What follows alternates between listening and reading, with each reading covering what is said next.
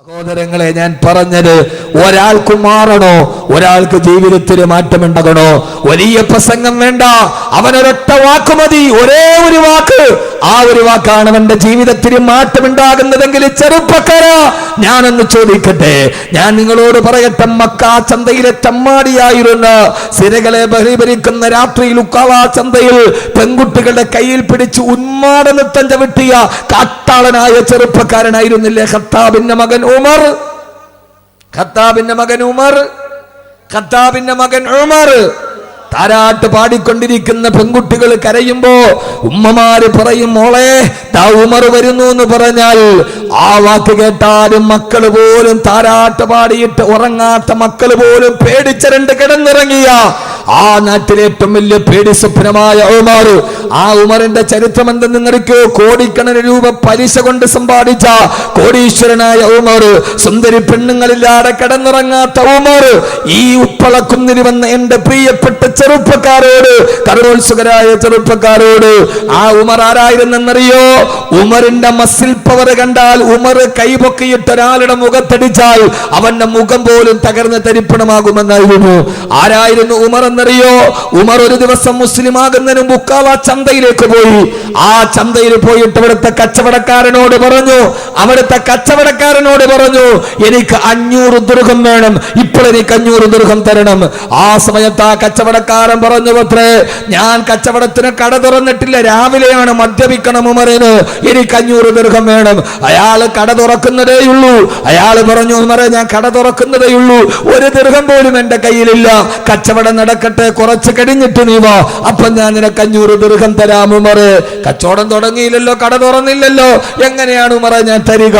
എന്റെ ചെറുപ്പക്കാര് കേട്ടോളൂ, ഉമർ എന്ത് ചെയ്തു എന്നറിയോ?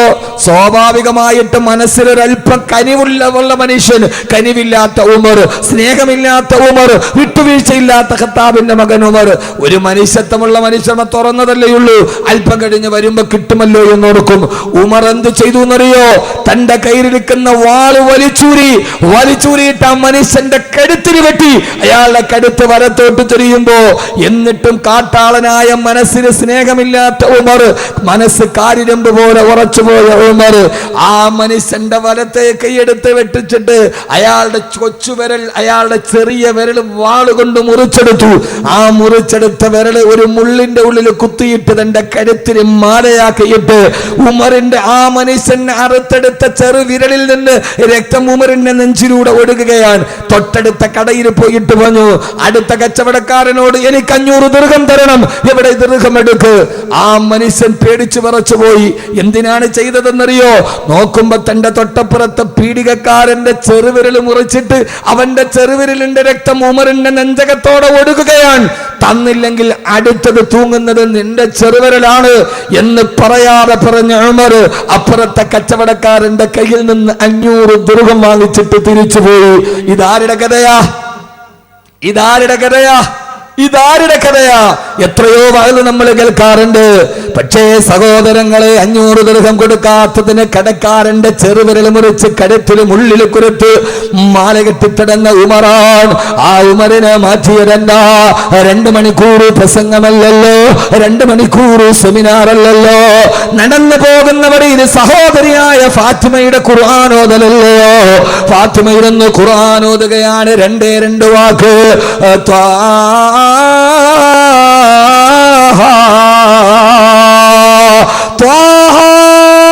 ഉമറിന്റെ ഹൃദയത്തിലോട്ട് 2 അക്ഷരം പടന്നു കയറി. ഞാൻ സ്ഥിരമായിട്ട് പറയുന്ന അറബി ഭാഷയിലെ 2 അക്ഷരങ്ങൾ, അത് ചേർത്ത് വെച്ചിട്ട് ഈ ഫാത്തിമ എന്താണ് പറയുന്നത്? പക്ഷേ അത് ചേർത്ത് വെച്ചപ്പോ ഇതേവരെ കേൾക്കാത്ത ഒരു സൗന്ദര്യമുണ്ടല്ലോ.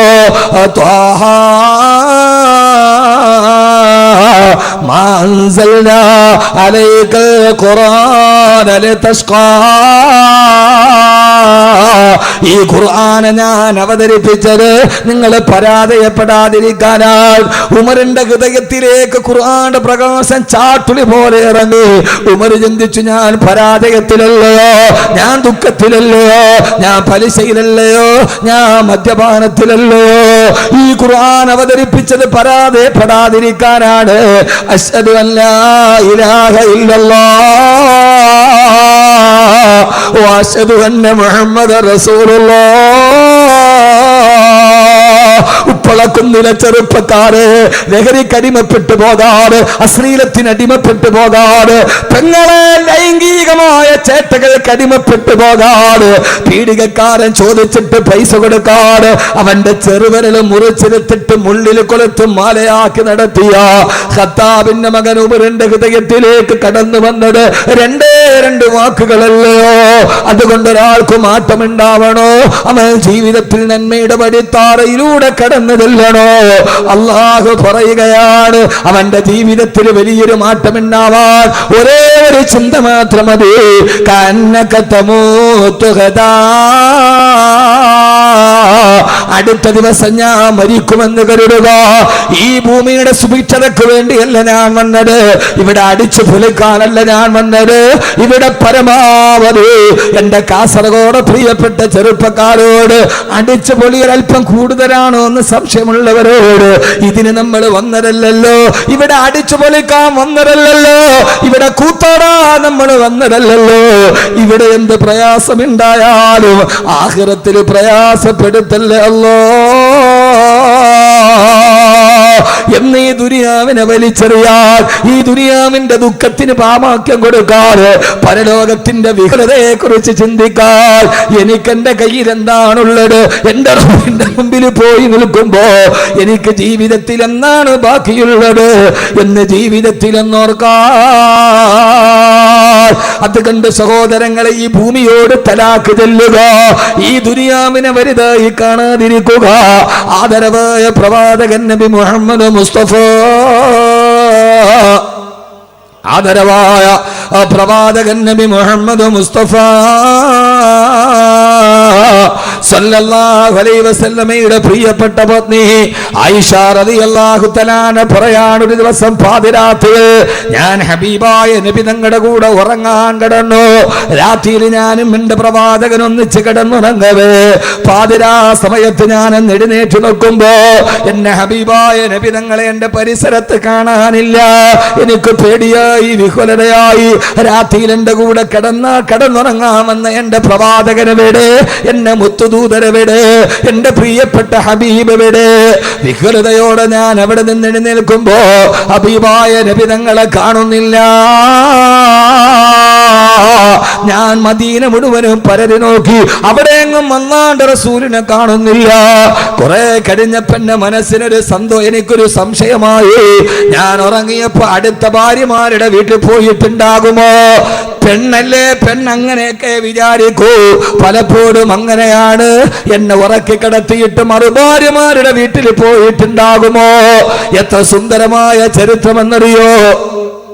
ആയിഷ റളിയല്ലാഹു അൻഹ പറയാ, പാതിരാത്രിയിൽ ആരും അറിയാതെ പൂച്ചയെപ്പോലെ ശബ്ദം കേൾപ്പിക്കാറ് എല്ലാ ഭാര്യമാരുടെ വീടിന്റെ മുമ്പിലും പോയി ഞാൻ നോക്കി. അവിടെയൊന്നും അല്ലാഹുവിന്റെ റസൂല് വന്നിട്ടില്ല. പിന്നെ എനിക്ക് പേടിയാവാൻ തുടങ്ങി. പാതിരാത്രിയിൽ ഹബീബായ നബി തങ്ങളുടെ അല്ലാഹുവിന്റെ റസൂലിന് എന്തെങ്കിലും അപകടം സംഭവിച്ചിട്ടുണ്ടാകുമോ? പരിഭ്രാന്തിയോടെ ഞാൻ അവിടേക്ക് നോക്കുമ്പോ പെട്ടെന്ന് പാതിരാ സമയത്ത് കൊച്ചു കുഞ്ഞുങ്ങൾ പൊട്ടിക്കരയുന്നത് പോലെ, ശൈശവദിശയിലുള്ള കൊച്ചു കുഞ്ഞുങ്ങൾ പൊട്ടിക്കരയുന്നത് പോലെ ഒരു കരച്ചിൽ കേട്ടു. പാതിരാ സമയത്ത് മദീനയിൽ ആരാണ് കരയുന്നതെന്നറിയാണ്. പള്ളിയുടെ വാതിലിലൂടെ ഞാൻ എത്തി നോക്കുമ്പോ ഫൈദാഹിയ റസൂലുള്ളാഹ്, അവിടെ അല്ലാഹുവിന്റെ റസൂൽ കിടന്ന് കരയുകയാ. ഹബീബായ നബി തങ്ങൾ റുക്കൂയിൽ കിടക്കുന്നുണ്ട്, കണ്ണിലൂടെ കണ്ണുനീര് ചാലിട്ടൊടുക്കുന്നുണ്ട്. ഹബീബായ നബി തങ്ങൾ സുജൂദിൽ കിടക്കുന്നുണ്ട്. ആ സുജൂദിൽ കിടന്ന് എന്തോ കണ്ട് പേടിച്ചതുപോലെ കരയുന്നുണ്ട്. അവസാന നിസ്കാരമൊക്കെ കഴിഞ്ഞ് സുജൂദിൽ കിടന്ന് അല്ലാഹുവിന്റെ റസൂൽ പൊട്ടിക്കരഞ്ഞ് ദുആ ചെയ്യുകയാ. പാതിരാവിന്റെ നിശബ്ദതയിൽ എന്റെ പ്രിയപ്പെട്ട ഭർത്താവ് എന്തിനു വേണ്ടിയാണ് ഇങ്ങനെ ദുആ ചെയ്യുന്നതെന്നറിയാൻ ഞാൻ എന്റെ ചെവി ഇങ്ങനെ കൂർപ്പിച്ചു വെച്ചു. ഞാൻ എന്റെ ചെവി ഇങ്ങനെ കൂർപ്പിച്ചു വെച്ചു. അപ്പോഴാണ് ദുആ എന്തെന്നറിയോ? എന്റെ പ്രിയപ്പെട്ട സഹോദരങ്ങളോട്, സഹോദരിമാരോട്, പ്രിയപ്പെട്ട പെങ്ങളെ, ഒരു ഭാര്യ ഭർത്താവിന്റെ കഥയാണിത്. പാതിരാസയത്ത് ഭാര്യയോടൊത്ത് കെട്ടിപ്പിടിച്ച് പരിരംഭണം ചെയ്ത് കിടന്നുറങ്ങി. അവസാനം ഇടയ്ക്കെഴുന്നേറ്റ് പോയി പള്ളിയിൽ പോയി നിസ്കരിച്ചിട്ട് തഹജ്ജുദ് നമസ്കാരം കഴിഞ്ഞ് കെട്ടപ്പെട്ട് ദുആ ചെയ്യുന്നവരെന്താ? ആയിഷ ബീവി പറയാ, ഞാൻ എന്റെ ചെവി ഇങ്ങനെ കൂർപ്പിച്ചു വെച്ചപ്പോ ആർക്കു വേണ്ടിയാണ് ഈ പ്രത്യേക സമയത്ത് ദുആ ചെയ്യുന്നത്? പ്രാണപ്രേയസിയായ ആയിഷയ്ക്ക് വേണ്ടിയാണോ? കരളിന്റെ കഷണമായ ഫാത്തിമയ്ക്ക് വേണ്ടിയാണോ? സഹോദരങ്ങളെ, പാതിരാവിന്റെ നിശബ്ദതയിൽ എഴുന്നേറ്റ് പോയി പള്ളിക്കുള്ളിലിരുന്ന് പൊട്ടിക്കരഞ്ഞിട്ട് ഹബീബായ നബി തങ്ങൾ ദുആ ചെയ്തതെന്തെന്നറിയോ? എന്റെ ഫാത്തിമയെ കാക്കണമെന്നല്ല, എന്റെ ആയിഷയെ കാക്കണമെന്നല്ല. അല്ലാഹുമ്മ അഹീനി മിസ്കീനാ വഅമിത്നി മിസ്കീനാ, അല്ലാഹുമ്മ അഹീനി മിസ്കീനാ. പടച്ചവനെ, മുഹമ്മദിനെ നീ ദരിദ്രനാക്കി ജീവിപ്പിക്കണേ അല്ലാ. ഇതുപോലൊരു ദുആ ഒരിക്കലും കേട്ടിട്ടില്ല. അല്ലാഹുവേ, മുഹമ്മദിനെ നീ ദരിദ്രനാക്കി ജീവിപ്പിക്കണേ അല്ലാ. ഇത് പറയുമ്പോ ആയിഷ ബീവി പറയാ, ഞാൻ ഞെട്ടിത്തെരിച്ചു പോയി. ഇനി എന്ത് ദാരിദ്ര്യമാണ് അനുഭവിക്കാനുള്ളത്? ഞങ്ങള് ജീവിതത്തിൽ അനുഭവിക്കാത്ത ദാരിദ്ര്യമില്ല. പലപ്പോഴും ഹബീബായ നബി തങ്ങൾ വയറ്റിൽ ഇങ്ങനെ കൈ ചേർത്ത് പൊട്ടിപ്പിടിച്ചിട്ട് വന്നിട്ട് പറയും, ആയിഷ വിശക്കുന്നു മോളെ, വിശക്കുന്നെന്ന് പറഞ്ഞ് ഞങ്ങളുടെ ഭർത്താവ് വയറ്റിൽ പൊത്തുപിടിച്ചിട്ട് വരുമ്പോ അടുക്കളയിൽ നോക്കിയിട്ടൊരു കാരക്കയുടെ പകുതി പോലും കിട്ടാറ് ഞങ്ങള് ഭാര്യമാര് വാതിൽപ്പടിയിൽ നിന്ന് പൊട്ടി കരഞ്ഞു പോയിട്ടുണ്ട്. ഞങ്ങളുടെ ഭർത്താവ് വിശക്കുന്നെന്ന് പറഞ്ഞ് വീട്ടിൽ വരുമ്പോ ഒരു കാരക്കയുടെ പകുതി എടുത്തു കൊടുക്കാൻ അടുക്കളയിലില്ലാതെ ഞങ്ങള് ഭാര്യമാര് എത്രയോ പ്രാവശ്യം ഏങ്ങി കരഞ്ഞിട്ടുണ്ട്. ഉപ്പളയിലെ പെങ്ങള് ഭർത്താവ് വന്നിട്ട് വിശക്കുന്നെന്ന് പറയുമ്പോ ഒരു നേരം കൊടുക്കാനില്ലെങ്കിലും അടുത്തൊരു നേരമെങ്കിലും കൊടുക്കാനുണ്ടല്ലോ. ഇത്രയേറെ ദാരിദ്ര്യം അനുഭവിച്ചൊരു കുടുംബത്തെ നമ്മൾ കണ്ടിട്ടില്ലല്ലോ. ഹബീബായ നബി തങ്ങൾ പറയുമ്പോ ഞങ്ങൾ ഇങ്ങനെ പൊട്ടിക്കരയുന്നത് കാണുമ്പോ അടുത്തു വന്നിട്ട് പറയും, നിങ്ങൾ കരയണ്ട, ഞാനൊന്ന് സുന്നത്ത് നോമ്പ് പിടിച്ചോളാമെന്ന് പറഞ്ഞിട്ട് ഞങ്ങൾ ആശ്വസിപ്പിക്കാറുണ്ട്. ഇബ്നു അബ്ബാസ് റളിയല്ലാഹു അൻഹു പറയാ, ഞാൻ പലപ്പോഴും ഇശാ നിസ്കാരം കഴിഞ്ഞ് അല്ലാഹുവിന്റെ റസൂലിന്റെ വീട്ടിൽ പോകുമ്പോ ഹബീബായ നബി തങ്ങൾ ഉറങ്ങിക്കിടക്കുന്നത് ഞാൻ കണ്ടിട്ടുണ്ട്. എങ്ങനെയാണ് ഉറങ്ങുന്നതെന്നറിയോ? താവിയാ, തന്റെ കാൽമുട്ടുകൾ വയറ്റിലേക്ക് ചേർത്ത് വെച്ചിട്ട് കൊഞ്ചു ചുരുണ്ട് കിടക്കുന്നത് പോലെയാണ് ഹബീബായ നബി തങ്ങളും ഭാര്യമാരും കിടക്കുന്നത്. ഇതൊക്കെ നിങ്ങളോട് പറഞ്ഞാൽ മനസ്സിലാകുമോ എന്നറിയില്ല. എന്നാണ് കൊഞ്ചു ചുരുണ്ട് കിടക്കുന്നത് പോലെ കാൽമുട്ടുകൾ വയറ്റിലേക്ക് ചേർത്ത് വെച്ച് കിടക്കുകയാ. ഇബ്നു അബ്ബാസേ, എന്തിനാണ് നബി സല്ലല്ലാഹു അലൈഹി വസല്ലമയും ഭാര്യമാരും എന്തിനാണ് അങ്ങനെ കിടക്കുന്നതെന്ന് ചോദിച്ചപ്പോ ഇബ്നു അബ്ബാസ് റളിയല്ലാഹു അൻഹു പറഞ്ഞ മറുപടി, വലാ തജിദ് ലഹും അശാ, അവർക്കൊരൊറ്റ ദിവസം പോലും അത്താഴം കഴിക്കാനുള്ള ഭക്ഷണം ഉണ്ടായിരുന്നില്ല. പാതിരാ സമയത്ത് ഉറങ്ങുന്ന നേരത്ത് ഭക്ഷണം കഴിക്കാനില്ലാതെ വയറൊട്ടി കിടക്കുമ്പോ ഉറക്കം വരാതെ കാൽമുട്ടുകൾ പള്ളയിലേക്ക് ചുരുട്ടി കേട്ടി വെച്ചിട്ട് കിടന്നുറങ്ങുന്ന ഹബീബായ നബി തങ്ങളെയും ഭാര്യമാരെയും ഞാൻ കണ്ടിട്ടുണ്ട്. കുപ്പളയിലെ പെങ്ങളെ, നിനക്ക് ചിന്തിക്കാൻ കഴിയോ? നമ്മുടെ ജീവിതത്തിൽ ഇങ്ങനെ ഒരു അവസ്ഥ നമ്മൾ കണ്ടിട്ടുണ്ടോ? ഇങ്ങനെ കിടന്ന് രാത്രിയിൽ കഴിക്കാൻ ഭക്ഷണമില്ലാതെ കാൽമുട്ടുകൾ വയറ്റിലേക്ക് ചേർത്ത് വെച്ച് ഭാര്യമാരുടെ കൂടെ കിടന്ന പ്രവാചകനാണ് സുജൂദിൽ കിടന്ന് ദുആ ചെയ്യുന്നത്. അല്ലാഹുമ്മ അഹീനി മിസ്കീനാ വഅമിത്നി മിസ്കീനാ.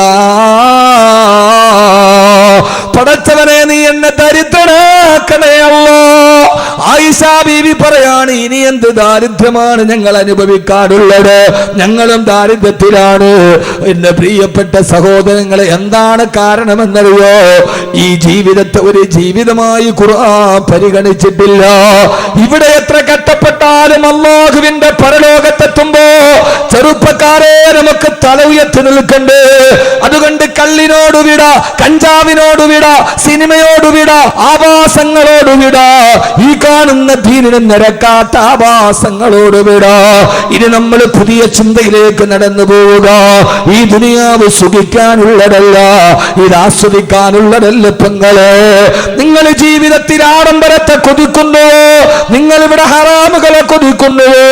അള്ളാഹുവിற்கு സമ്പത്ത് കിടക്കുമ്പോ കല്യാണത്തിന്റെ പേരിൽ കോടികൾ ആടിത്തിമിറുക്കുന്ന, കല്യാണത്തിന്റെ തലേ ദിവസം ഗാനമേള നടത്തുന്ന, മഞ്ഞ കല്യാണം എന്ന പേരിൽ ആഭാസത്തെ വാരി വിടത്തുന്ന ഉമ്മായും ഉപ്പായും പ്രായബുദ്ധിയായ മകളുമൊക്കെ മഞ്ഞ വസ്ത്രം ധരിച്ചു അള്ളാഹുവിന്റെ ദീനിന്റെ ഔറത്ത് പോലും സൂക്ഷിക്കാറ് വീഡിയോ ടെലികാസ്റ്റിംഗ് നടത്തിയിട്ട് കല്യാണം ആർഭാടമാക്കുന്ന പെങ്ങളെ, കല്യാണം ആർഭാടമാക്കുന്നവരെ മാറണ്ട മോനെ. ഓമൽ ഹയാത്തു ദുനിയാ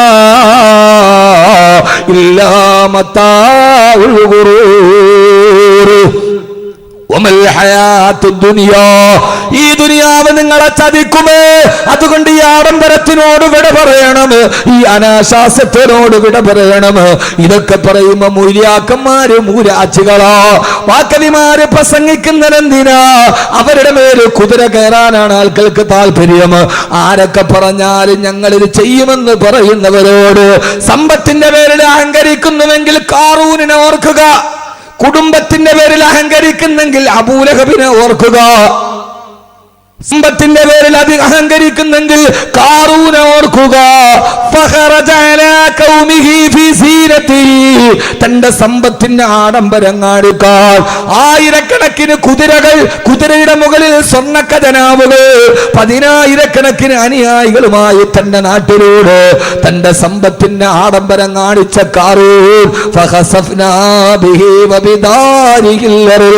അവനെ ഭൂമി വിഴുങ്ങിക്കളഞ്ഞുവത്രേ. അള്ളാഹു കാത്തുരക്ഷിക്കട്ടെ, അള്ളാഹു കാത്തുരക്ഷിക്കട്ടെ. അതുകൊണ്ട് സഹോദരാ സഹോദരി, വമൽ ഹയാത്തു ദുനിയാ ഇല്ലാ മതാഉൽ ഗുറൂർ. ഈ ദുനിയാവ് ഏത് സമയത്തും നിങ്ങളെ വഞ്ചിച്ചു കളയും. അള്ളാഹു കാത്തുരക്ഷിക്കട്ടെ, അള്ളാഹു കാത്തുരക്ഷിക്കട്ടെ. അതുകൊണ്ടാണ് ഖുർആൻ സൂറത്തുൽ മുൽക്കിന്റെ 2ാമത്തെ ആയത്ത് അല്ലദീ ഖലഖൽ മൗത വൽ ഹയാ, അവൻ മരണത്തെ സൃഷ്ടിച്ചവനാണ്, വൽ ഹയാത്ത ജീവിതത്തെ സൃഷ്ടിച്ചവനാണ്. അപ്പൊ യഥാർത്ഥ ജീവിതം മരണത്തിന് ശേഷമുള്ള ജീവിതമാണ്, മരണത്തെ മുമ്പുള്ള ജീവിതം അല്ലാഹ് പറഞ്ഞിട്ടേ ഇല്ല. കാരണം ഇതൊരു ജീവിതം അല്ല മനുഷ്യന്മാരെ. ഏത്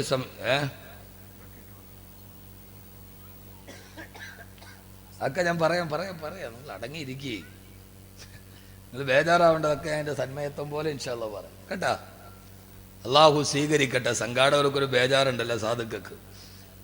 അള്ളാഹു നമ്മളെ കാത്തുരക്ഷിക്കുമാറാകട്ടെ ഇൻഷാ അല്ലാഹ്. സ്ത്രീകളുടെ ഭാഗത്തേക്ക് ഒരു ബക്കറ്റ് കൊടുത്തു വിടുന്നുണ്ട്.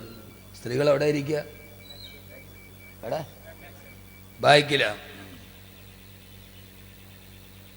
ഇപ്പൊ എല്ലാ സഹോദരിമാരും നമ്മുടെ മഹത്തായ ഉറൂസ് മുബാറക്കാണ്, മഹാന്മാരുടെ സാന്നിധ്യമുള്ള സദസ്സാണ്, നമ്മുടെ അവസാനത്തെ ദുആയാണ്. ഇൻഷാ അല്ലാഹ് അതിൽ പങ്കെടുക്കാൻ എല്ലാവരും ഒരു നല്ല സദഖ ഇതിലേക്ക് നൽകുക. അല്ലാഹു സ്വീകരിക്കുമാറാകട്ടെ.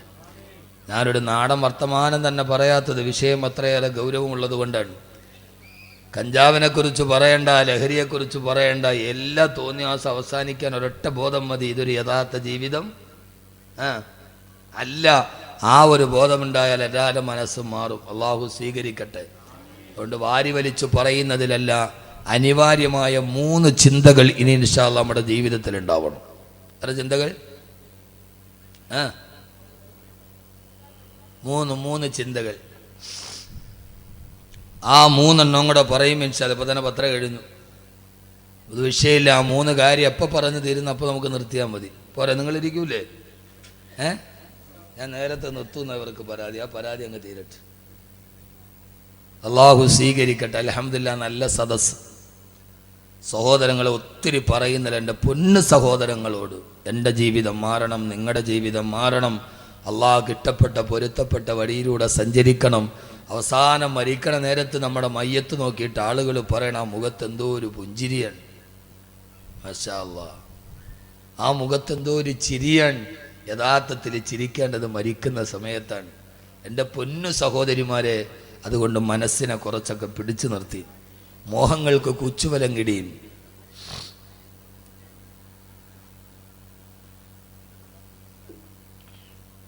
അതുകൊണ്ട് അനിവാര്യമായ 3 ചിന്തകൾ. എത്ര ചിന്തകൾ? ഉറങ്ങണോ? പറഞ്ഞിട്ട് പോകുമ്പോൾ ഞങ്ങൾ സൂറത്തുൽ മുൽക്കിൻ്റെ 2 ആയത്ത് പഠിച്ചു. 1-ാമത്തെ ആയത്തിൻ്റെ അർത്ഥം എല്ലാത്തിൻ്റെയും അധികാരം അള്ളാഹ്ക്കാണ്. 2-ാമത്തെ ആയത്തിൽ പറഞ്ഞത് ഈ ജീവിതം ഒരു ജീവിതമേ അല്ല, മരണത്തിന് ശേഷമുള്ള ജീവിതമാണ് ഏറ്റവും നല്ല ജീവിതം.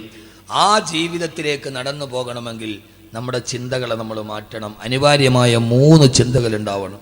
ആ 3 എണ്ണം ഞാൻ പറഞ്ഞുതരാം. ഇൻഷാ അല്ലാഹ് നിങ്ങൾ പ്രാവർത്തികമാക്കൂലേ? ഇൻഷാ അല്ലാഹ് പറയും. അങ്ങനെ ഇൻഷാ അല്ലാഹ് പറഞ്ഞവരൊക്കെ ഒന്ന് കൈ പൊക്കണം. നോക്കട്ടെ. കൈയുള്ളവരൊക്കെ പൊക്കി 2 കൈയും പൊക്ക്. മാഷാ അല്ലാഹ്. താഴ്ത്തിയിട്ട് ഉറക്കം പോകാൻ വേണ്ടി ചെയ്താൽ വേറൊന്നുമില്ല അതിനകത്ത്. ഒന്ന് റീഫ്രഷ്മെൻ്റ് ചെയ്താണ്, ഒന്ന് റീഫ്രഷ് ആവാൻ വേണ്ടി. നമ്മൾ കമ്പ്യൂട്ടർ സിസ്റ്റമൊക്കെ ഓണാക്കുമ്പോൾ കാണൂലേ റീഫ്രഷ്, അത്രേ ഉള്ളൂ. 1-ാമത്തെ ചിന്ത. അപ്പോൾ ആണുങ്ങൾക്ക് ബക്കറ്റില്ലേ? പെണ്ണുങ്ങൾക്ക് മാത്രമുള്ള മുഷാഫത്താ? ആള് ബിരുദന്മാരാണ് കേട്ടോ. ഇൻഷാ അല്ലാഹ് ആയിക്കോട്ടെ. അള്ളാഹു തൗഫീഖ് നൽകട്ടെ. അപ്പോൾ ബക്കറ്റ് പിരിവില്ല. അവസാനം എല്ലാവരും വന്നൊന്ന് മുസാഫത്ത് ചെയ്യണം. ഒരു നല്ല സദക്കയാണ്. ഇൻഷാ അല്ലാഹ് വരൂലേ? ആ സമയമാകുമ്പോൾ മുങ്ങൂ. ഇപ്പം നമ്മളൊക്കെ വാതിന് പോകുമ്പോൾ ബക്കറ്റിൻ്റെ മുകളിലൊരു വലിയ തുണി കെട്ടിയിട്ടൊരു ചെറിയ ഹോളാണ് ഇടുക. ഇപ്പോൾ ഞാൻ സകാടൊരു ചെന്താന്ന് അതങ്ങോട്ട് ഇടുകയേ ചെയ്യാവുള്ളൂ, വെളിയിലോട്ട് എടുക്കാൻ പാടില്ല. കാരണം ചില ആളുകൾ 50 അതിനകത്തിട്ടിട്ട് 100 തിരിച്ചെടുക്കും. വാതിൻ്റെ ധാരാളം ആളുകൾ ഇപ്പോൾ ഞാൻ പറഞ്ഞല്ലോ, ഇപ്പോൾ ഈ ഒരു പേടിയുള്ള ആളുകളില്ല ഇപ്പോൾ. അതാണ് ഏറ്റവും വലിയ പ്രശ്നം. പേടിയില്ല. ഒന്നാമത് തെറ്റ് ചെയ്യുന്നവനല്ല. പണ്ട് നമ്മളെങ്ങാനൊരു തെറ്റ് ചെയ്താൽ നമ്മൾ സമ്മതിക്കുവാൻ, ഇപ്പം സമ്മതിക്കില്ല. പണ്ട് സ്കൂളിലേക്ക് പോകുന്ന വഴിയിൽ ഈ മോശമായ ഫിലിമുകളുണ്ട്, എന്നതിനകത്ത് എഴുതിയിട്ടുണ്ടാവും. അതിൻ്റെ പോസ്റ്റർ എങ്ങാനും നോക്കി നിന്നാൽ വാപ്പ കണ്ടാൽ പിടിച്ചിട്ട് നീ എന്ത് വൃത്തികേടാ കണ്ട, വാപ്പ അടിച്ച് പൊതിച്ചു കളയും. വാപ്പാനോട് അല്ലാ വാപ്പ ഞാൻ ഇനി കാണുകയോ ഇല്ല. അങ്ങനെയല്ലേ പറയൂ? അങ്ങനെയല്ലേ പറയൂ? നിങ്ങളെന്ത് മനുഷ്യന്മാരെ, ഇനി അതിന് ബുഖാരി ഓതണോ? അങ്ങനെയല്ലേ പറയൂ? ഉറപ്പാണ്. ഇപ്പോ ഫോണിൽ ഏതൊരു മോശമായ പിക്ചർ വന്നു. എന്തിനാണ് അത് കണ്ടതെന്ന് ചോദിച്ചാൽ അപ്പ കുട്ടി പറഞ്ഞത് അള്ളാണ് വാപ്പ, ഇത് ഞാൻ ഇട്ടതല്ല, ഇത് വേറൊരുത്തൻ്റെ കൂട്ടുകാരൻ്റെ ഫേസ്ബുക്ക് അക്കൗണ്ട് ഞാൻ ലൈക്ക് ചെയ്തപ്പോൾ അവൻ്റെ അതിനകത്ത് വന്ന പിക്ചറൊക്കെ ഇതിനകത്ത് വന്നതാണ്. ഞാൻ അവനോട് എനിക്ക് അയക്കരുതെന്ന്, അള്ളാണ് ഞാൻ ചെയ്തതല്ല. ഇപ്പം തെറ്റ് ചെയ്താൽ സമ്മതിക്കില്ല. പണ്ട് കാലത്ത് തെറ്റ് ചെയ്താൽ സമ്മതിക്കും. കാരണം അള്ളാനെ പേടി വല്ലാതെ കുറഞ്ഞു വരികയാണ്. കുരുത്തക്കേട് കാണിച്ച കുട്ടിയല്ല പ്രതി, ആ കുട്ടിയെ അടിച്ച അധ്യാപകനാണ് പ്രതി. അല്ലേ? എല്ലാവരും തലയാട്ടുന്നു, ഉസ്താദെ എല്ലാം ശരിയാണ്, അവനാൻ്റെ മക്കളെ അടിച്ചപ്പോൾ കാണുകയും ചെയ്യാം. എന്നെ മദ്രസയിൽ ഒരിക്കലും ഉസ്താദ് അടിച്ചു. ഞാൻ വീട്ടിൽ പോയിട്ട് ഉമ്മയോട് പറഞ്ഞു അയാൾ ശരിയല്ല, മുസ്ലിയാർ ശരിയല്ല എന്ന് പറഞ്ഞു. ഉമ്മ ഒരെണ്ണം എൻ്റെ കഴുക്കത്ത് തിരിച്ചിങ്ങോട്ട് പോടാ മദ്രസ എന്ന് പറഞ്ഞു. ഇപ്പോഴെങ്ങാനും അതുകൊണ്ട് ആ മകൻ ഇന്ന് ഇങ്ങനെയായി. അടിച്ച ഉസ്താദാണ് പ്രതി, മോശം കാണിച്ച വിദ്യാർത്ഥിയല്ല. തെറ്റുകൾ സമ്മതിക്കാൻ ആരും തയ്യാറല്ല. അതാണ് ഇന്നത്തെ ലോകത്തിലെ ഏറ്റവും പ്രധാനപ്പെട്ട വിഷയം എന്ന് ഞാൻ മനസ്സിലാക്കാൻ. അതൊന്നും തെറ്റല്ല. നമ്മൾ വേറൊന്നിനെ കീഴ്പ്പെട്ടു പോയി. നമുക്ക് വാട്സപ്പ്, ഫേസ്ബുക്ക് 24 മണിക്കൂർ ഈ വാട്സപ്പ്. ഒരു ഫോണും ഉണ്ട്. ആ ഫോണൊക്കെ ഒരു മുസല്ലയുടെ വലിപ്പം കാണും. അത് കൊണ്ടുവന്ന് നിസ്കരിക്കാൻ വേണ്ടി ഫോൺ കൊണ്ട് മുമ്പിലെങ്ങിടും. പുറകെ കൈകെട്ടണ വേണ്ട ഏതോ പിള്ളേരുടെ മയ്യത്ത് നിസ്കാരം എന്ന് വിചാരിക്കും. ഇത് വാട്സപ്പ്. ആണുങ്ങൾക്ക് മുഴുവനും വാട്സപ്പിന്റെ ലഹരി, പെണ്ണുങ്ങൾക്ക് മുഴുവനും സീരിയലിന്റെ ലഹരി. അതിന്റെ രണ്ടിനെയും മുമ്പിലിരുന്നാൽ പിന്നെ അവർക്ക് സ്ഥലകാല ബോധമില്ല. റോഡ് മുറിച്ച് കിടക്കുമ്പോൾ ഇങ്ങനെ ഞെക്കിയാ പോവുക. വണ്ടി വന്ന് കയറിയാലും അറിയില്ല. ബസ് വന്ന് ഓണടിക്കാൻ നിങ്ങൾ നോക്കൂ. ഇപ്പം ഞാൻ ഇങ്ങോട്ട് വരുമ്പോൾ എൻ്റെ മുമ്പിൽ എൻ്റെ ഡ്രൈവർ വരുന്നു, സാമാന്യ സ്പീഡുണ്ട്. ഫ്രണ്ടിൽ റോഡ് സൈഡിൽ കിടന്ന ഒരു വണ്ടി നേരെ വട്ടം തിരിച്ചു. എൻ്റെ ഡ്രൈവർ നിർത്താതെ അടിച്ചിട്ടും അവൻ വട്ടം തിരിക്കാൻ. അടുത്ത് വന്ന് ഒരു വ്യക്തി ചവിട്ടിയിട്ട് നോക്കുമ്പോൾ അവൻ ഒറ്റ കയ്യിലാണ്, ഇതിനകത്ത് മൊബൈലാണ്. ആലോചിച്ച് നോക്കി. ഫോണിങ്ങനെ ഞെക്കി പിടിച്ചിട്ട് അവ അറിഞ്ഞിട്ടില്ല ഒരു ലഹരിയാണ് വാട്സപ്പ് എന്ന് പറയുന്നത്. റോഡ് മുറിച്ച് കിടക്കുമ്പോൾ പള്ളിയിൽ നിസ്കരിക്കാൻ പറഞ്ഞാൽ അസ്സലാം വലൈക്കും, വാലൈക്കും സലാം. സലാം പറയാൻ ആളില്ല, മയ്യത്ത് കണ്ടാൽ സലാമില്ല. ഈ ഞെക്കല് തന്നെ. ഒരു ചെറുപ്പക്കാരൻ ഇങ്ങനെ ചാറ്റ് ചെയ്ത് നേരെ പോയി വീട്ടിൽ പോയി കയറി. അവൻ ഞെക്കി ഇങ്ങനെ പോയി നേരെ പോയി വീട്ടിൽ പോയി കയറി. ആ വീട്ടിൽ സീരിയൽ കണ്ടോണ്ടിരുന്ന പെണ്ണ് നേരെ ചായ ഇട്ടോണ്ട് ഇവന്റെ കൈ കൊണ്ട് കൊടുത്തു. പറഞ്ഞ മനസ്സിലായില്ല? ഞാൻ പറഞ്ഞക്ക് മനസ്സിലായില്ല. ഇവൻ ഞെക്കി പോയി നേരെ ഒരു വീട്ടിൽ പോയി കയറി. ആ വീട്ടിൽ സീരിയൽ കണ്ട് ലഹരി മൂത്ത പെണ്ണ് ചായ ഇട്ട് അടുക്കളയിൽ പോയി, ഫ്രണ്ടിൽ ആണുങ്ങൾ വന്നപ്പോൾ അടുക്കളയിൽ പോയി ചായ ഇട്ട് കൊണ്ടുവന്ന് അവന്റെ കൈ കൊടുത്തു. ഇവൻ ഞെക്കി പോയി കയറിയത് ഇവന്റെ സ്വന്തം വീട്ടിലുമല്ല, അവള് ചായ ഇട്ട് കൊടുത്തത് സ്വന്തം ഭർത്താവിനുമല്ല. അവള് വിചാരിച്ചത് എന്റെ ഭർത്താവാണെന്നാണ്, ഇവൻ വിചാരിച്ചത് എന്റെ വീടാണെന്നാണ്. യഥാർത്ഥത്തിൽ ഇതാണ് ഒരവസ്ഥ അല്ലേ? നിസ്കാരം കഴിഞ്ഞ സലാം വീട്ടിയാൽ ആദ്യം എല്ലാവരും കണക്കാണ്. നിസ്കാരം കഴിഞ്ഞ സലാം വീട്ടി ആദ്യം മെസ്സേജ് പറഞ്ഞോ ഇല്ലയോ? ഇത് നമ്മളെ വല്ലാതെ കീഴ്പ്പെടുത്തുകയാണ്. നമുക്ക് ചിന്തിക്കാൻ സമയമില്ല. മരണത്തെക്കുറിച്ച് ചിന്തിക്കാൻ ഉണ്ടോ? ഇല്ല. മയ്യത്ത് കണ്ടു കഴിഞ്ഞാൽ പണ്ടൊരു മരണ വീട്ടിൽ പോയാൽ അടുത്തു നിന്ന് മാറി നിന്ന് കരയും, അല്ലാഹുവേ നാളെ ഞാനും ഇതേപോലെ പോകേണ്ടതല്ലേ?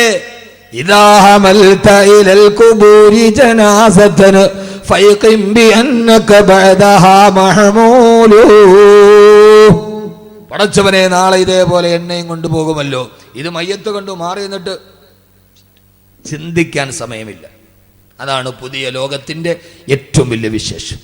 മരണത്തെക്കുറിച്ച് ചിന്തിക്കാൻ പറ്റില്ല, ഭാര്യയെക്കുറിച്ച് ചിന്തിക്കാൻ സമയമില്ല, മക്കളെക്കുറിച്ച് ചിന്തിക്കാൻ സമയമില്ല. ഭാര്യ അവള് പോട്ടെ, അടുത്ത് എനിക്ക് കിട്ടും. ഏതോ ഒരു ദർഗയ്ക്കടുത്തുള്ള കിണറ്റിൽ പൈസ ഇട്ടാൽ പൈസ ഇടുന്ന സമയത്ത് മനസ്സിൽ ഏത് കാര്യമാണോ ഉദ്ദേശിക്കുന്നത് അത് നടക്കുമെന്നാരോ പറഞ്ഞു. ആ ദർഗയിലെ പൊട്ടക്കിണറ്റിൽ പോയി പൈസ ഇട്ടു. ഇടാൻ നേരത്തൊരു വലിയ കാര്യം മനസ്സിൽ വിചാരിച്ചു. അടുത്ത് ഭാര്യയുണ്ട്. ഭർത്താവിട്ട പൈസ എവിടെ വീണു എന്നറിയാൻ ഭാര്യ കിണറ്റിലോട്ട് എത്തി നോക്കി. അവൾ നേരെ കിണറ്റിൽ വീണു. അപ്പൊ ഭർത്താവ് പറയാണ്, പടച്ചോനെ വിചാരിച്ച കാര്യം ഇത്ര പെട്ടെന്ന് നടക്കുമെന്ന് ഞാൻ വിചാരിച്ചില്ല എന്ന് പറഞ്ഞമാര്. ഈ വിചാരിച്ചാൽ ഇത്ര പെട്ടെന്ന് നടക്കുമെന്ന്. എല്ലാവർക്കും അവരവർക്ക് മറ്റൊരാൾ ഭാരമായി. ഞാൻ ചിരിക്കാൻ പറഞ്ഞല്ല. ഭാര്യയ്ക്ക് ഭർത്താവ് ഒരു ഭാരമായി. ഭാര്യയ്ക്ക് ഭർത്താവ് എന്ന് പറയുന്നത് സ്വർഗത്തിലേക്കുള്ള കവാടമായില്ല. ഭർത്താവിന് ഭാര്യ കടമകൾ വീട്ടേണ്ട അള്ളാഹു പറഞ്ഞ ഏറ്റവും വലിയ കടമയായില്ല. ഭർത്താവിന് ഭാര്യ ഏത് സമയത്തും ഒഴിഞ്ഞു പോകേണ്ട ഒരു ചരക്കായി. മാതാപിതാക്കൾക്ക് മക്കള് ഭാരമായി, മക്കൾക്ക് മാതാപിതാക്കള് ഭാരമായി. സഹോദര, ഞാൻ നേരത്തെ പറഞ്ഞു, അടുക്കളയിൽ നിൽക്കുന്ന അമ്മയെ പുറകിൽ നിന്ന് അടിച്ചു വീഴ്ത്തി മാറിടത്തിൽ ചവിട്ടിപ്പിടിച്ച് കഴുത്തിൽ ശാളുമുളുക്കി കൊന്ന് വലിച്ചോണ്ട് പോയി മകൻ അമ്മയെ കത്തിച്ച് ചാമ്പലാക്കി. നടുക്കം വിട്ടുമാറുന്നതിന് മുമ്പേ കൊല്ലം ജില്ലയിൽ നിന്ന് വാർത്ത, ഈ അമ്മ സ്രാവിൽ കടന്ന മകനെ വലിച്ച് താഴെയിട്ട് മകനെ പോയി കത്തിക്കരിച്ച് ചാമ്പലാക്കി. അമ്മ പുശാചുക്കൾ പാർക്കുന്ന വേതാള നഗരം പോലെ ഈ ഭൂമി അധപ്പതിച്ചു പോകുമ്പോ, ഈ ഭൂമിയിൽ മനുഷ്യന്മാരില്ല, രാക്ഷസന്മാര് വാണരുടുമ്പോ, ഓരോ ദിവസവും ഓരോ വാർത്തകളും നമ്മുടെ ചെവിയിലേക്ക് കടന്നു പോകുമ്പോ, സഹോദര, ഇനി ഈ ലോകത്ത് ഏറ്റവും നല്ലവനായി ജീവിക്കണോ? അനിവാര്യമായ 3 ചിന്തകൾ നമ്മുടെ മനസ്സിലുണ്ടാവണം. അക്കമിട്ട് പഠിച്ചോളുക. 1, അള്ളാഹു എന്നെ കാണുന്നുണ്ടെന്നുള്ള ബോധമുണ്ടാവുക. ഓരോ ആണിനോടും പെണ്ണിനോടും വിനീതനായ വാക്കവിയുടെ വാക്കുകൾ കാണത്തി ഒരൽപ്പം കഴിയുമ്പോൾ നമ്മൾ പിരിയുകയാണ്. ആ സമയത്ത് നമ്മുടെ മനസ്സിലോത്തിരിക്കാൻ ഇനി മുതൽ നമ്മുടെ ചിന്തകൾ ഈ ചിന്തയാകണേ. 1, എന്റെ അള്ളാഹു എന്നെ കണ്ടുകൊണ്ടിരിക്കുന്നുണ്ട്. അന തഅബുദല്ലാഹ കഅന്നക തറാ ഫഇൻ ലം തകുന തറാഹു ഫഇന്നഹു യറാ. എന്റെ ചെറുപ്പക്കാരെ, ഈ ബോധം മനസ്സിലേക്ക് ചേർത്ത് വെക്കുക. അള്ളാഹുവിനെ ഞാൻ കാണുന്നില്ലെങ്കിലും അള്ളാഹു എന്നെ കണ്ടുകൊണ്ടിരിക്കുന്നുണ്ട്. എനിക്കെന്റെ റബ്ബിനെ പേടിയാ, എനിക്കെന്നെ അള്ളാനെ പേടിയാ. സഹോദര, ഈ പേടിയിലൂടെ നടന്നു പോകുമ്പോ എനിക്കെന്റെ റബ്ബിനെ പേടിയാ. ഈ ഉപ്പളക്കുന്നിലെ ഓരോ വീട്ടിലും ഇങ്ങനെ ഒരു ചിന്തയുണ്ടാവണം. ആണിനുണ്ടാവണം, പെണ്ണിനുണ്ടാവണം, മക്കൾക്കുണ്ടാവണം. പാതിരാ സമയത്ത് ഉമർ റളിയല്ലാഹു തആല നടന്നു പോകുമ്പോ മോളെ പാലില് വെള്ളം ചേർക്കോളെ ഉമ്മ. ഉമർ കാണില്ല ഉമ്മ. മോളെ ഉമർ റളിയല്ലാഹു തആല ഉറക്കമാണല്ലോ. ആരും അറിയാതെ പാലില് വെള്ളം ചേർക്കാൻ കൗമാരക്കാരിയായ സുന്ദരി പെണ്ണിനോട് പറഞ്ഞപ്പോ ആ പെണ്ണ് ചോദിച്ചൊരു മറുപടിയുണ്ട്. ഉമ്മ ഇതാ കാന ഉമർ നായിമൻ ഫറബ്ബുൽ ഉമർ യഖ്ലാ. ഉമർ ഇറങ്ങിയാലും ഉമറിന്റെ റബ്ബ് ഇറങ്ങില്ലല്ലോ ഉമ്മ. ഉപ്പളക്കൊന്നിലെ വീട്ടിൽ ഈ കൗമാരക്കാരി ഉണ്ടാവട്ടെ. ഉമ്മ തെറ്റ് ചെയ്യാൻ പോകുന്ന സമയത്ത് ഉമ്മയുടെ കൈ പിടിച്ചിട്ടുമ്മ അള്ളാനെ പേടിക്കണേ ഉമ്മ, അള്ളാനെ പേടിക്കണേ ഉമ്മ. ഉപ്പാനെ ചതിക്കല്ല ഉമ്മ, ഗൾഫിൽ നിൽക്കുന്ന ഉപ്പാനെ ചതിക്കല്ല ഉമ്മ, അള്ള കാണുന്നുണ്ടുമ്മ എന്ന് പറയുന്ന കൗമാരക്കാരി പ്ലസ് 1 പഠിക്കുന്ന, പ്ലസ് 2 പഠിക്കുന്ന, എഞ്ചിനീയറിംഗിന് പഠിക്കുന്ന, ഹോസ്റ്റലിൽ താമസിക്കുന്ന, ആരുമില്ലാത്ത സമയത്ത് കോളേജിന്റെ ഇടനാടികളിൽ കാമകനോട് സല്ലാപം നടത്തുന്ന, അന്യപുരുഷനുമായി ബീച്ചുകളിലൂടെ കറങ്ങി നടക്കുന്ന കൗമാരക്കാരിയിൽ നിന്ന് മാറി വീടിന്റെ ഉള്ളിൽ ഉമ്മ ഒരു തെറ്റ് ചെയ്യാൻ പോയാൽ ഉമ്മാടെ കയ്യിലേക്ക് കടന്നു പിടിച്ചിട്ടുമ്മ അള്ളാനെ പേടിക്കണേ, ആഖിറത്തെ പേടിക്കണേ, ഉപ്പാനെ ചതിക്കല്ല ഉമ്മ എന്ന് തിരുത്തി കൊടുക്കാൻ കഴിയുന്ന കൗമാരക്കാര് ഉപ്പളക്കുന്ന് മുഹീദ്ദീൻ ജുമാ മസ്ജിദിന്റെ ഓരോ മഹല്ലിലെ വീടെങ്ങനെയായി മാറണം. അല്ലാഹു തൗഫീഖ് നൽകുമാറാകട്ടെ, അല്ലാഹു തൗഫീഖ് നൽകുമാറാകട്ടെ. ഏത് തെറ്റ് ചെയ്യാൻ പോയാലും പാതിരാ സമയത്ത് ഞാൻ മദ്യപിച്ചാൽ എന്റെ ഭാര്യ അറിയില്ല, എന്റെ മക്കൾ അറിയില്ല, നാട്ടുകാരും അറിയില്ല, എന്നാലും എന്റെ റബ്ബ് അറിയാതിരിക്കില്ലല്ലോ. കഹിനെ ലഗി ഹേ മേം സബ് ദർവാസ ബന്ദ് കർ ഡാലാ ലേകിൻ ബന്ദ് ന ഹോ ഗയി ഇഖ്ദർ ഖുദാ വാലാ. ആരുടെ വാതിലടഞ്ഞാലും അല്ലാഹുവിന്റെ വാതിലടയില്ലല്ലോ.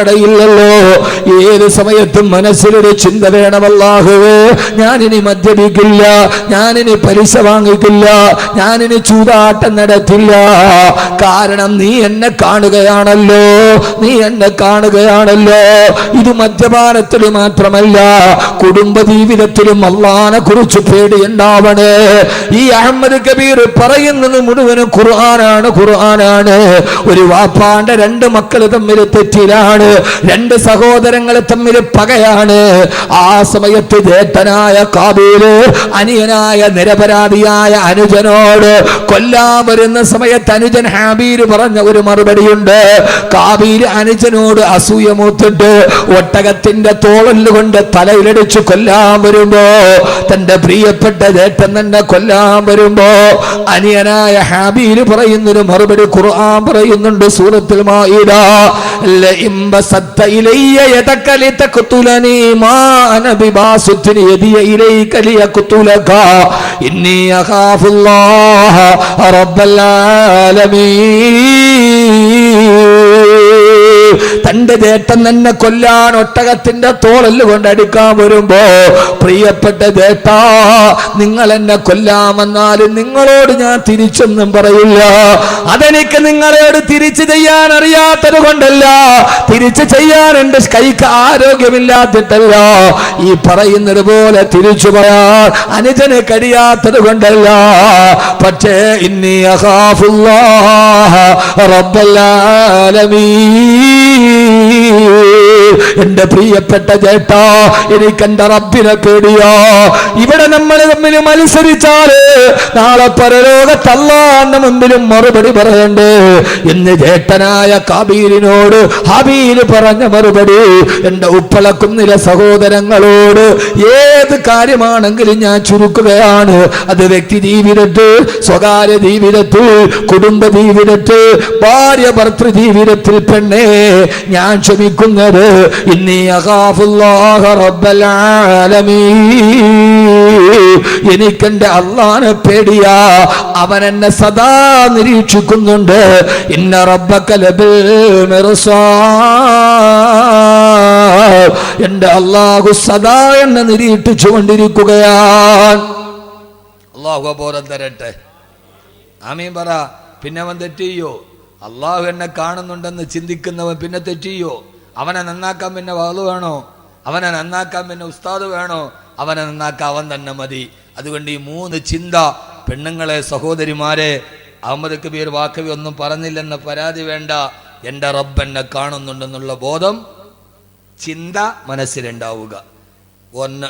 ഇപ്പം എത്രണ്ണം പറഞ്ഞേ? 1. ഇനി അടുത്തേടാ 1 കഴിഞ്ഞാൽ പിന്നെ എത്രയാ? അങ്ങനെ പറ. 2. എന്നാലും ഉറക്കം പോവും. ചുമ്മാ ഇരുന്ന് കേൾക്കാൻ എനിക്ക് അത് താല്പര്യമില്ല. ഞാൻ ഇങ്ങനെയൊക്കെയാണ്. അടുത്തത് രണ്ടാമത്തേത് അടുത്ത സമയം ഞാൻ മരിക്കുമെന്ന് ചിന്തിക്കുക. പിന്നെ വേറെന്താ വേണ്ടത്? അഹമ്മദ് കബീർ പോവുകയാണ് സലാം പറഞ്ഞ്. എൻ്റെയും നിങ്ങളുടെയും ചിന്ത, പറഞ്ഞവൻ്റെയും കേട്ടവൻ്റെയും ചിന്ത, അടുത്ത നിമിഷം ഞാൻ മരിക്കും. ഇതെൻ്റെ അവസാനത്തെ ഇശാ നിസ്കാരമാണ്. നാളത്തെ ഇശായ്ക്ക് ഞാൻ ഉണ്ടാവില്ല. അന്നത്തെ ഇശായ്ക്ക് എന്ത് തക്കവയായിരിക്കും? പടച്ചോനെ, ഇതെൻ്റെ അവസാനത്തെ സുബഹിയാണ്. ഞാൻ അടുത്ത സുബഹിക്ക് ഞാൻ ഉണ്ടാവില്ല. ആ സുബഹി എത്ര മനസാന്നിധ്യത്തോടെ നമ്മൾ നിർവഹിക്കും? അള്ളാഹു തൗഫീക്ക് നൽകട്ടെ. ആമീൻ പറ. ഞാൻ അതിനെക്കുറിച്ച് ഇന്നലെ സിറാജുദ്ദീൻ ഖാസിമി മരണമൊക്കെ പറഞ്ഞില്ലേ? ഇല്ലേ? പറഞ്ഞില്ലേ? അപ്പൊ പിന്നെ ഇനി ഞാൻ പറയണ്ടല്ല? ഞാൻ പറയണോ? വേണ്ട. വേണ്ടല്ലോ? വേണോ? ചുമ്മാ വേണ്ടെന്ന് പറ. പിന്നെ വേണോന്ന് പറഞ്ഞാൽ അങ്ങനെ ഒരു കണ്ണിച്ചോരയില്ലല്ലോ. എന്താ അബ്ദുൽ ഖാർ ഇങ്ങനെ ഇവര്? എൻ്റെ പഴയകാല സുഹൃത്താ, കണ്ടിട്ട് ഒത്തിരി ആളെ ഇപ്പോഴാ കാണും. ഇപ്പൊ കണ്ടപ്പോ ക്യാമറ. അല്ലാഹു ബറക്കത്ത് ചെയ്യട്ടെ. അള്ളാഹു പ്രയാസങ്ങളൊക്കെ മാറ്റിത്തരട്ടെ. ഭാര്യ മക്കൾക്കൊക്കെ സുഖം തന്നെ. ഈ പണ്ടൊക്കെ സമയം ഉണ്ടായിരുന്നു. ഇപ്പൊ സമയമില്ലാത്തതുകൊണ്ട് ആരെയും അങ്ങനെ കാണാൻ പറ്റില്ല. അപ്പൊ അവര് പറയും ഇയാളൊക്കെ വലിയ ആളായി പോയെന്ന്. അങ്ങനെയല്ല, മനസ്സിലുണ്ട്. 3-4 വർഷമായി കണ്ടിട്ടല്ലേ. ഇപ്പൊ കണ്ടോ, എൻ്റെ മനസ്സിൽ പേരോർമ്മയുണ്ടല്ലോ. അതാണ്. അള്ളാഹു സ്വീകരിക്കട്ടെ. അതുകൊണ്ട് മരണത്തെക്കുറിച്ച് ഇന്നലെ നന്നായിട്ട് കേട്ടു. ഞാൻ 2 വരി കവിത പാടിത്തരാം. 2 വരി കവിത. ഒരറബി കവിയുടെ 2 വരി കവിത.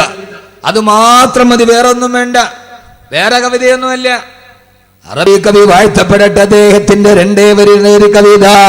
ആ കവിത മതി മരണത്തെ കുറിച്ച് ജീവിതത്തിൽ ചിന്ത വരാൻ. ഹലക്കൽ മുദാവി വൽ മുദാവാ വല്ലദി ജലബദ്ദവാബാഹു വൽ മുസ്തരി. അറബി കവി പാടിത്തരികയാണ്. ഹലക്കൽ മുദാവി വൽ മുദാവാ വല്ലദി ജലബദ്ദവാബാഹു വൽ മുസ്തരി. ഹലക്കൽ മുദാവി, ചികിത്സിച്ച ഡോക്ടറും മരിച്ചു. വൽ മുദാവാ, ചികിത്സിക്കപ്പെട്ട രോഗിയും മരിച്ചു. അല്ലദീ ജലബദ്ദവാ, ഇവർക്കും മരുന്ന് കൊണ്ടുവന്ന മെഡിക്കൽ റെപ്പ് മരിച്ചുപോയി. വബാഹു, ഈ മരുന്ന് വാങ്ങാൻ വന്ന കൂട്ടിരിപ്പുകാരനും, വബാഹു, ഇതിനെ വിൽക്കാൻ വിട്ട ഫാർമസിക്കാരനും മരിച്ചില്ലയോ? വൽ മുസ്തരി, അത് വാങ്ങിക്കാമെന്ന കൂട്ടിരിപ്പുകാരനും മരിച്ചില്ലയോ? ഇനി ആരാണ് മരിക്കാനുള്ളത്? ചികിത്സിച്ച ഡോക്ടർ മരിച്ചു, രോഗിയും മരിച്ചു. ഈ ഡോക്ടർക്ക് മരുന്ന് കൊണ്ടുവന്ന മെഡിക്കൽ റെപ്പും മരിച്ചു. വബാഹു, ഈ മരുന്ന് വിട്ട മെഡിക്കൽ സ്റ്റോറുകാരനും മരിച്ചു. വൽ മുസ്തരി, വാങ്ങിക്കാമെന്ന കൂട്ടിരിപ്പുകാരനും മരിച്ചു. മരുന്ന് കൊണ്ടൊരാൾ മരണത്തിൽ നിന്ന് രക്ഷപ്പെടുമായിരുന്നെങ്കിൽ രക്ഷപ്പെടേണ്ടത് ഫാർമസിക്കാരനല്ലേ? അവന്റെ അലമാറിയിലിരിക്കാത്ത ഏതു മരുന്നാണുള്ളത്? എന്നിട്ടും മെഡിക്കൽ സ്റ്റോർ മുതലാളി മരിച്ചു പോയില്ലേ? പിന്നെ എങ്ങനെയാണ് സഹോദരങ്ങളെ മരണത്തിൽ നിന്നൊരാൾ രക്ഷപ്പെട്ടു പോവുക? അറബി കവിയുടെ ഈ വാക്ക് വാഴ്ത്തപ്പെടട്ടെ. ഹലക്കൽ മുദാവി വൽ മുദാവാ വല്ലദീ ജലബദ്ദവാബാഹു വൽ മുസ്തരി. ഈ മരണത്തെ കുറിച്ച് ഓർമ്മിക്കുക. അല്ലാഹു തൗഫീഖ് നൽകി അനുഗ്രഹിക്കുമാറാകട്ടെ. ഏത് സമയത്തും മരണത്തെ ഓർമ്മിക്കുക. നമ്മുടെ വീട്ടിൽ മാറ്റമുണ്ടാകാൻ ഒരു ചെറിയ കാര്യം നിങ്ങൾക്ക് ഞാൻ പറഞ്ഞു തരാം. വീട്ടിലെ ഭർത്താവ് നന്നാവും, ഭാര്യ നന്നാവും, വീട്ടിലെ പെൺമക്കൾ നല്ലവരാകും, അവര് നിന്നെ ഹറാമ് ചെയ്യില്ല. ഒരു ചെറിയ കാര്യം നിങ്ങൾ ചെയ്താൽ മതി, നിങ്ങളുടെ വീട്ടിൽ അനിവാര്യമായ മാറ്റമുണ്ടാവും. ആ ഒരു ചെറിയ കാര്യം ഈ വിനീതം പറഞ്ഞു തരാം. ഇൻഷാ അല്ലാഹ് നിങ്ങൾ ചെയ്യുമല്ലോ? ചെയ്യില്ലേ? ഉറക്കെ ഇൻഷാ അല്ലാഹ് പറ. നിങ്ങൾ എന്തിട്ട് മനുഷ്യന്മാരാകുള്ളൂ? നിങ്ങൾ ഉറക്കെ പറ. നിങ്ങൾ പൈസ തരണ്ട, 1 ലക്ഷം നിങ്ങൾ തരണ്ട, ഏറെ വന്നാൽ ഒരു 250 രൂപ മുടക്കിയാൽ മതി. എത്ര പറഞ്ഞാൽ നന്നാവാത്തവര് നന്നാവും. അതിനെന്ത് ചെയ്യണമെന്നറിയോ? വൈകുന്നേരം ഇശാ നമസ്കാരം കഴിഞ്ഞ് വീട്ടിൽ പോകുമ്പോ എല്ലാവരും ഒരുമിച്ചിരുന്ന് ഭക്ഷണം കഴിച്ചു. ആ ഭക്ഷണമൊക്കെ കഴിച്ചിട്ട് കയ്യും കഴുകിയിട്ട് ഓരോരുത്തർ അവരവരുടെ കിടക്കറയിലേക്ക് പോകുന്നതിന് മുമ്പ് വീടിന്റെ മേശയ്ക്ക് ചുറ്റും എല്ലാവരും ഒരുമിച്ചിരിക്കണം. എന്നിട്ട് മകളോട് പറയണം, പൊന്നുമോളെ ഒരു പാട്ടുപാട്, പൊന്നുമോളെ ഒരു പാട്ടുപാട്. മോളെ കൊണ്ടൊരു പാട്ട് പാടിപ്പിച്ചാൽ മതി, നന്നാവും. അല്ലെ മോനോട് പറയണം, മോനെ ഒരു പാട്ടുപാട്, ആ നാട് മുഴുവൻ നന്നാവും, വീട് മുഴുവൻ നന്നാവും. നിങ്ങൾ എന്നെ അന്തം വിട്ട് നോക്കണല്ലോ മനുഷ്യന്മാരെ, പാട്ടുപാടി നന്നാക്കാനാ. അറിഞ്ഞൂടെ പാട്ട്?